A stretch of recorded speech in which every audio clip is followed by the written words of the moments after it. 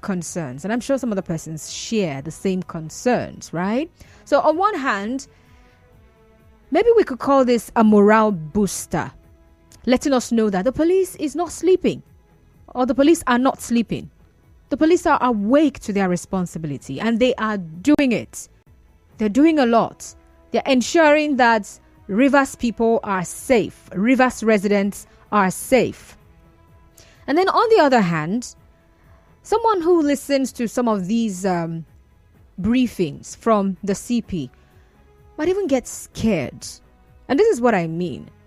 When you hear stuff like, in the past week, we rescued some victims, perhaps two, in maybe Buguma, in Asari Toro.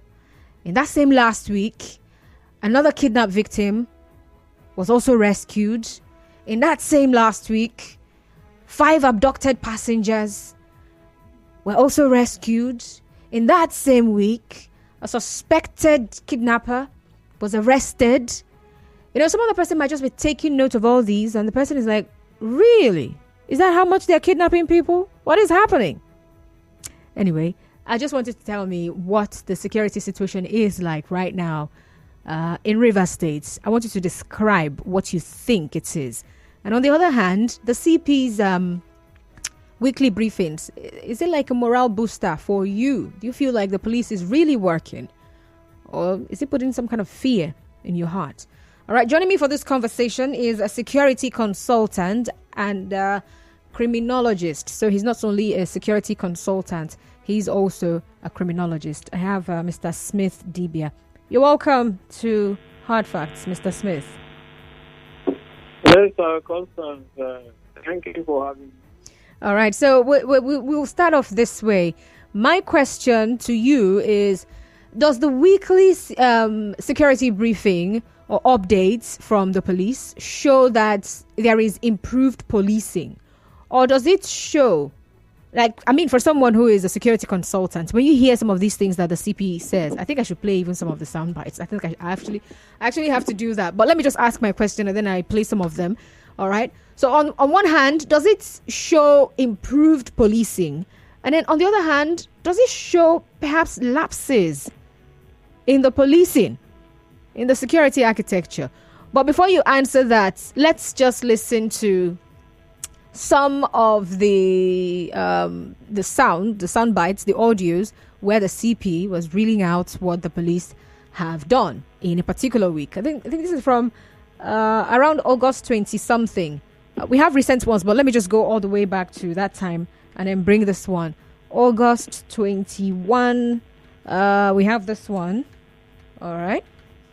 Okay, so let's listen to this from the CP.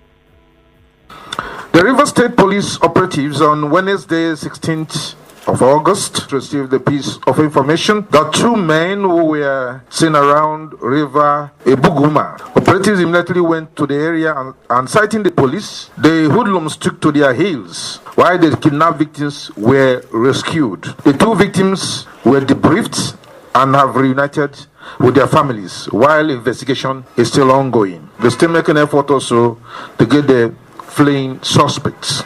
An Hawk team conducted a joint operation at Obonchia, Oyimbu axis of River State, where somebody that was kidnapped was rescued. The victim was kidnapped on the 17th of August at Rumu Ohalu off SAS Road by 4 armed men. The victim has also been debriefed and reunited with his family, while efforts are ongoing to apprehend the culprits and recover their operational weapons. Okay, so that's just 2. Let's not go any further. So, Mr. Smith, let's hear from you. Is this a morale booster? Should we say, wow, policing has improved, or should we say, woo, what is this? Yes, like I said, thank you for having me. On the briefing by the police or the city, that's been being a periodic procedures by the police. At every point, Mondays, Wednesdays, and probably Fridays, we have briefings. And that for us, security is a morale booster for the officers. Remember that not all officers stationed in the state headquarters as such, when they hear these updates coming from our superior, the boss, it tells you that yes, people or the police are doing something, either like he just gave an update of what is happening or what happened in Oyibo area. And that helps that a man or a police officer that is probably in, let's say, Emoha or probably in Ahoda or anywhere knows that, yes, the people mentioned Oyibo are also working. And it also brings to the criminals to also know that they are also being monitored and they are also being trained. So in summary, that briefing is a morale booster for every security personnel and also experts and consultants. So we'll encourage them to do more because in the state of security in Rivers State, I can actually say that the assumption of the city now, security situation for me and for everybody, probably the security consultant and expert has reduced drastically to an extent. I remember a few months back when one or two, three commissioners were before. I remember that personally, we those people drive many 5, 6 o'clock, we see of us rushing back home. And there are also flash points that we try not to even stay around that area by even 6, 7 to 8. In fact, it goes to the point that we in our clients will begin to inform them and brief them on those flash areas and even at points that we told them not to even be going for some religious activity that will close by maybe after 7 and all that. But we got a point when we resume, we have actually reversed that procedure to our client and tell them you can actually go for your program, but then be careful. For me, I can rate him well because he is doing very good and there is some level of relative security peace in Rivers State. I will also say that when you talk about the way people talk about police and the way they speak the police, it looks like the police are not human beings. They are human beings. In fact, I was in a vehicle going somewhere 2 days back, and somebody was complaining that they have over 10 security checkpoints along going towards this West Road, Demoa, Ahoda and all that. And I was telling them, I said, these people you're talking about are people that are also here to secure you. And you're saying that there are plenty on the road or there are too much on the road. And it's also see the same person we go for when we fought ahead and we drove like almost a 2 kilometers, no police. The same person said, how can we track this point? And we don't have police. So the police are human beings on my case. If the police goes for strike for 1 hour, the kind of damage that will happen in this state, we you can see every parastatement and that institution is one that has never gone on strike. And I can tell you, if they go on strike for 1 hour, I'm talking of 1 hour, you cannot even sit in that station. It means that they are doing excellently well, but they should be encouraged. Okay. They should be encouraged. All right. Mr. Smith, now, as another person, a human rights advocate, Clifford Solomon, before now, he actually said that the operations of the police in the state are reactionary and not preventive. Now, he was actually saying this. He said this in reaction to comments by the state's Commissioner of Police, Munyemeka, that the command rescued about 8 kidnapped victims and killed 2 suspects in a particular week. And he's saying that the police needs to adopt an intelligence policing approach in crime fighting. Now, what do you think? Because looking at some of the statements from the police commissioner, right, during the briefings, it's usually kidnapped victims, people who have already been kidnapped that were rescued. Do you think this is reactionary? Is there like more the police can actually do to ensure that people are actually not kidnapped as as much as they are being kidnapped in the States?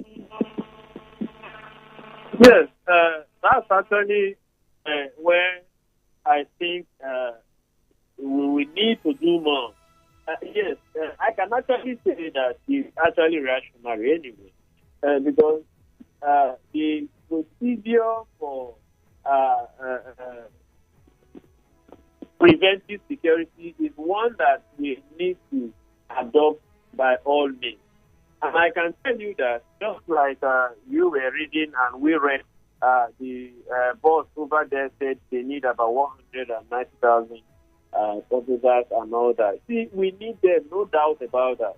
But the truth remains that we should be looking at how to prevent these issues before they occur. I think that we are also working in line. One thing that is, police cannot begin to get those things themselves. It is the agencies that are attached that we get these things for them. And in this century or in where we are, we need technological innovation to be able to manage crime. I can tell you that just 10 police officers can actually manage the whole stretch of Tabaru with a proper technology, with a standard surveillance system. They can manage it. With institution detention, they can manage it. A stretch of East-West Road, you need a very minimal number of persons to guide that area. If we have institution detention systems, people have motion detention, armed detentions, and all that. I am doing a project for an international organization and in technological innovation in crime prevention. And that project led me to what they are doing in China. I tell you that in China, they have upgraded to the extent that if a sex offender or sexual person or a convicted sex offender person or traveled from, let's say, River State to Bayelsa, immediately he gets to Bayelsa, there is an automated attempt to control. A has pulled out his rifle, and in assault, there is also a response to that. So, technological innovation in crime management is one thing that I think that the security agencies need to adopt. But then, it is in their fault for not using these technological innovations. No, it is the fault, for me, of the government. Like in Rivers State, we have new government that is on board. I have actually been trying to see if I can lay hands on the security blueprint of the new administration as such to see how the usage or the deployment of technological innovation is being embedded in what their blueprint will look like. Because if they reduce to adopt technological innovation in crime management, I tell you, this issue of arrest will be there. Because